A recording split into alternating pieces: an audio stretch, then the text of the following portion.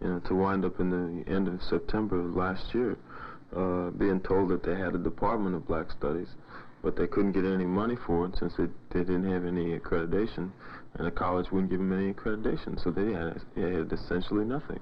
Black Studies Department didn't mean anything. I mean, that was after 2.5 years of work. The man treats you like that,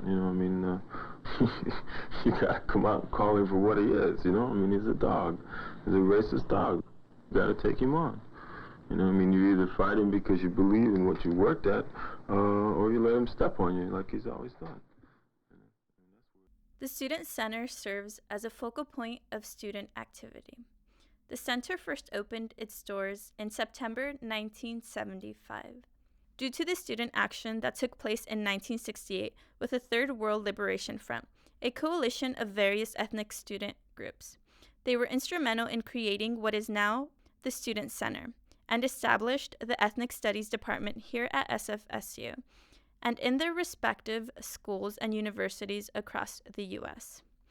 At the tail end of the American Civil Rights Movement, the combined determination of Latin American Student Organization, LASO, the Black Student Union, BSU, La Raza, and the Native American Student Union came together to shed light on the need for greater academic perspective within higher education. The strikers arose to protest the perpetual Eurocentric lens on education, as the demands of the strikers included an establishment of an autonomous department for ethnic studies, for faculty of color representation, and more representation of students of color on campus. 1993 was the passing of Cesar Chavez.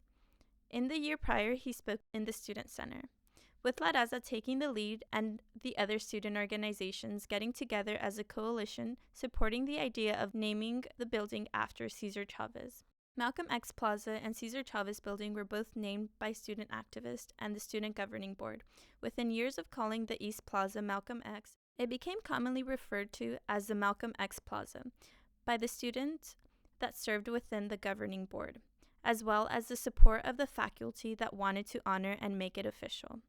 Murals within the Student Center honor the group of people who have fought for movements against the status quo. The depiction within the murals are universality and social justice. By presenting these murals to the campus, we are able to bring togetherness amongst different cultures to allow them to tell their stories that have not been told, whether they have been hushed by the media or vilified. And through these murals, they are able to create a sense of commonality, solidarity, alliances to integrate barriers. Since its inception, the center has continued to evolve, led by active student leadership in meeting the ever-growing needs of a large and diverse student population and the SF State campus community. The Student Center serves to only the programs that are student-driven and student-focused, students serving to honor social justice and civil rights leaders. The Cesar Chavez Student Center and its predecessor, the Commons, are trademarks of colonial practice. Just like the binary opposites in Said's concepts of the Occident versus the Orient, the functionality of the Student Center as a place of commerce and Western capitalism opposes the concept of a safe place preserved for the identities of colonized societies and their descendants. Prior to the construction of the Cesar Chavez Student Center, in a letter to Israeli-Canadian architect Moshe Safdie, San Francisco State University students wrote, "We want a building or buildings which are about what students are about: generous, exorbitant, energetic, anxious, frivolous, raw, shy, with some secret spaces and some intricate spaces. We would like to build our own building and pay ourselves the architect's fees and the laborers' wages. Since we cannot, we wish to do the next best thing, and that is to find an architect who will watch and listen and interpret us and let us learn from him as he learns from us." Moshe Safdie was hired in 1968, but the student-approved geodesic design was rejected 3 times in 1969 by college trustees. The Safdie design was turned down because of, quote, serious questions regarding functionality, operation, and financial feasibility. Frank Sheehan, the director of campus development in 1968, went on record as looking for a new student union design that is, quote, fiscally more efficient, going on record stating that the softy design was not compatible with the efficient operation of the building. The softy design, often quoted in San Francisco State University newspapers, is described as resembling a beehive.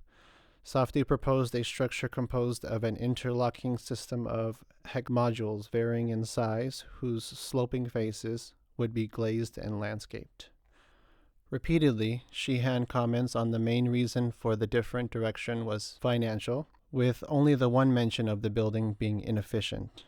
The new architect Pafford Keating Clay's bipyramidal design represented what he claimed were the pyramids of silence and sound, urging his design as a fulfillment of a long-awaited student need to solve the special physical and emotional needs of this rich and unique community. The Pyramid of Silence is aligned in section with the axis to the North Star, Polaris, and faces northeast for, quote, quiet, introspective activities, while the second Pyramid of Sound faces west and contains a lecture hall and an occupiable roof, terrace, and theater for, quote, boisterous public activities. But as the current building design was approved supposedly for aesthetics and functionality, the approved design was preferred for efficiency and safety. The power hierarchies of the state come into play. The student union on the quad is located at the center of campus life and has, quote, unobstructed views to the east and west at an elevation of approximately 50 feet, allowing news over the neighboring buildings to the Pacific Ocean beyond. The student center's design was heavily influenced by the 1968 strike. The entrances around Malcolm X Plaza zigzagged to choke points to lock in and contain chaos and disorder. Included in this design is the capacity to fit emergency vehicles. But its height clearance is not high enough for emergency medical or fire vehicles, only for vehicles of law enforcement. The aforementioned unobstructed views not only apply to neighboring buildings and aesthetics, but unobstructed views for police and sniper nests. The undeniable history of colonial power and the need and function for a student center at San Francisco State for the colonized and their descendants to regain and retain a sense of identity despite subjugation resulted in a design indeed optimal for control but also for safety. Chavez Student Center is responsible for all facets of the center, including facilities, services, and programs. From approving new murals on the building to working on vendor leases and deciding which services the center provides. Funding comes from $8.6 million in student fees. The majority of the board is made up of students. Going downstairs, we find La Raza, Black Student Union, Student Council of Intertribal Nations, and Muslim Student Association. They promote non-normative discourse of internalized histories through their collectivity and the events they hold. Black Student Union puts on the event Kings and Queens every year. From an excerpt from the Golden Gate Express, they write, Black people are placed at the bottom of the food chain, and we want to help build self-esteem and awareness about issues surrounding our Black men and women by creating a safe space. The terms king and queen represent the knowledge of my history. Historically, the Black man and Black women are known as kings and queens, but it is a history that is seldom taught. We use this term in BSU to empower each other and bring remembrance to times other than slavery. Being a part of the BSU and addressing issues regarding our Black men and women has helped me grow academically, spiritually, mentally, and emotionally in a way that is Afrocentric. Making our way upstairs, we find the Associated Student Inc. and some other student orgs representing subaltern communities on campus. Recently, the administrative and the student body power dynamics in the space of the Student Center was put on display in the debate over pouring rights. President Wong's administration was considering negotiations for the exclusive sale of drinks by either Pepsi Inc. or Coca-Cola in the center. Real Foods Challenge, a part of the ASI, as well as 19 student organizations, published a resolution to stop the pouring rights deal. As the resolution states, students understand that Pepsi and Coke are companies that are destructive to the environment, to human health, and as corporations engage in illegal labor practices on a global scale. The Real Foods Challenge, as well as other students on campus, fought against the pouring rights. As a direct result, President Wong has decided to scrap the deal. Also found in the building are event halls. These halls, which have been named by students, are named after icons that have challenged normative and repressive structures embedded in our society. Such figures include actors in the post-colonial struggle over power, knowledge, and identity. Rosa Parks, for her work in the Black Civil Rights Movement. Jack Adams, for his work in AIDS destigmatization back in the 80s. Rigoberta Menchú, for her work in resisting authoritative regimes in the Guatemalan Civil War. And Richard Oakes. Richard Oakes was a former SFSU student, important member of the American Indian Studies, and an Indian occupier at Alcatraz Island. Oakes played an integral part in creating one of the first American Indian Studies departments in the nation. He developed the initial curriculum and encouraged other American Indians to enroll. As a Mohawk Indian, Oakes was a strong supporter of Native American rights. He believed that Native American people have a right to their land and identity, and that they deserve respect, justice, and control. In 1969, Oakes led a group of students and urban Bay Area Indians in an occupation of Alcatraz Island that would last until 1971. He also recruited 80 UCLA students from the American Indian Studies Center. Indians of various tribes joined Oakes and staged the longest occupation of a federal facility by Indian people. The historic occupation was made up initially of young Indian college students. Described as a handsome, charismatic, talented, and natural leader, Oakes was identified as chief of the island. Oakes had control of the island from the very beginning, with an organizational council put into effect immediately. Everyone had a job, including security, sanitation, daycare, schooling, cooking, and laundry. All decisions were made up by unanimous consent of the people. The goals of the Indian inhabitants were to gain a deed to the island, establish an Indian university, cultural center, and museum. In 1970, the island began to fall into disarray once Oakes' 13-year-old stepdaughter fell to her death. After the fatality, Oakes left the island along with numerous students who went back to school. Conflicts over leadership and the influx of non-Indians diminished the importance of the original occupants. In June 1971, the United States government removed the remaining 15 occupants from the island. While Oakes and his followers did not succeed in obtaining the island, they did affect U.S. policy and the treatment of Indians. As a result of the occupation, the official U.S. government policy of termination of Indian tribes was ended and replaced by a policy of Indian self-determination. Shortly after his involvement with the occupation, Oakes was shot and killed in 1972 at the age of 31. However, his legacy continues in the Ethnic Studies program, the Student Council on Intertribal Nations, and in the political movements he triggered.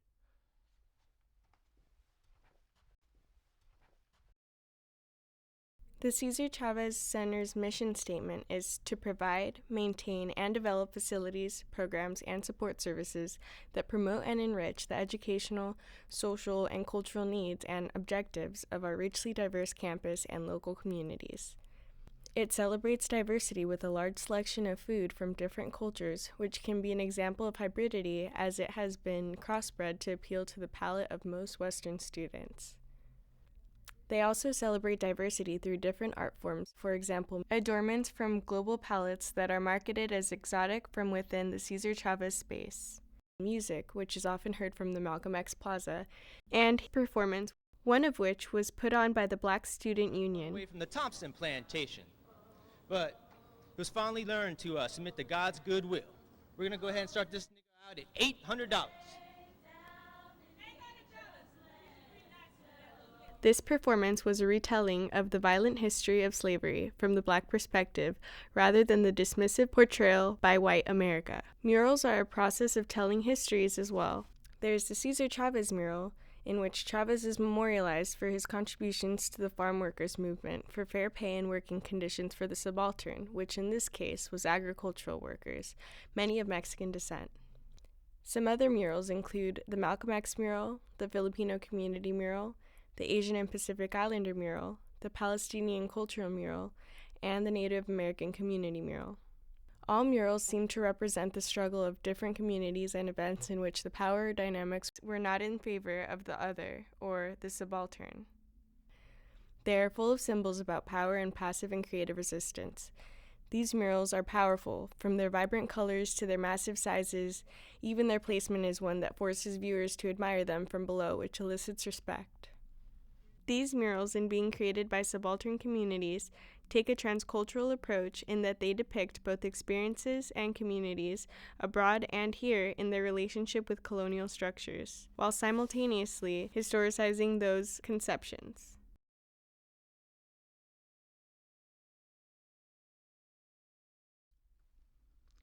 In postcolonialist theory, Homi Bhabha's concept of transculturalization, or the mixing of colonialist discourse and subaltern discourse, so that this hybridity or fusion of both sides would end thinking in binary opposites. The other concept from Edward Said comes from his book Orientalism, which further explains colonial ways of thought, how they got their power by appearing to be familiar, strong, and normal, while the subaltern were defamiliarized as the feminine exotic other. The job of murals in the Cesar Chavez Center is to write back to the center of Western power by creating a vision or story about the subaltern, or in this case, the American Indians, that would show them as a hybrid of masculine and feminine, familiar and unfamiliar, and thus empower the people who are being rewritten about. The goal is to manifest this vision of the subaltern that would eat at the fabric of our minds and our souls. From fiction and art, we can see the identity of the subaltern transform. The transformation through art and fiction speaks directly to our insides. This transformation happens in and works from the inside out. The Native American community mural of old California Native peoples has its effect on those who see it without even thinking too hard. The feelings that I experienced on only glancing at it were of sadness and of helplessness, almost like being forgotten about. Even though I am not the one who has been forgotten, internally there is a kind of feeling that something is missing. Only on closer analysis and excavation did I see something different. The image of old California in the San Francisco area shows images of modern Native American people, a man and a woman with their fists raised in defiance. This is the image of Native American activism, to remember who the original people were. The slogan, "We are still here," rests at the bottom corner. In postcolonial viewpoint, this is a reminder of what or who we almost forgot. The modern American Indian activists, along with the old world culture, makes the mural a mural of hybridity that challenges the westernized history of the Americas. "We are still here" says it all. According to Edward Said, whoever has knowledge has power. Whosoever controls knowledge controls power. Empowerment through the two Native American activists with their fists raised. A basket of acorns and an abalone shell sits in the forefront of the mural. The acorns, which were made into acorn mush and eaten, and the abalone shell was used as jewelry and a symbol of wealth. If a woman wore a lot of shell jewelry in the Ohlone tribe, you would know she was wealthy. Acorns were stored in granaries to last through the winter and were very nutritious. Inside the abalone shell is a sage smudge stick, used in ceremony. Could this be speaking to the old wisdom of the elders that was almost written over and forgotten? At least when we see the sage stick, some of the beliefs are not forgotten. The image of the destruction of the redwood forests in the back shows the central, normalized view of American culture is erasing the old ways. A kind of devastation and panic is felt, as once those trees are gone, the history is gone. The subaltern speaks to the center with the feeling of a near-death experience. A sweat house sits in the background, where I had been told by a California Native American was used to sweat out sickness. Once a fever was induced, one would jump into icy cold water to wake up and cleanse oneself of that sickness. Could this be a kind of forgetting? Could we sweat out that centralized normative way of thinking? When we look carefully and analytically at this mural, or any mural in the Cesar Chavez Center, what is it about this mural that when we look at it, it changes us? Personally, when I look at this mural, I remembered an old dream of walking down a narrow cliff path, so narrow I might have fallen off if I was not careful. A young girl from some tribe I do not know was walking in front of me in the dream, and I got the sense she was walking home. I got excited and I yelled for her to stop. She turned around, and I could tell she was a cliff dweller. I got a strange feeling, and I asked her in my dream, "Are you a ghost?"